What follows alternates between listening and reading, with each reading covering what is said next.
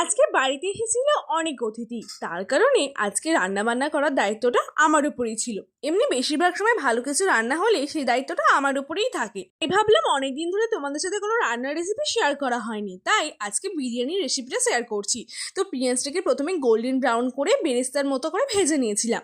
আর এখানে 1.5 কেজি মতো চিকেনগুলো ছিল। আমি একটু চিকেনের গায়ে কাট লাগিয়ে নুন আর লঙ্কার গুঁড়ো হলুদ গুঁড়ো দিয়ে একটু ম্যারিনেট করে রেখে দিয়েছিলাম। বেরেস্তাগুলো ভাজার পর ওই তেলে চিকেনটা ভেজে নিয়েছিলাম।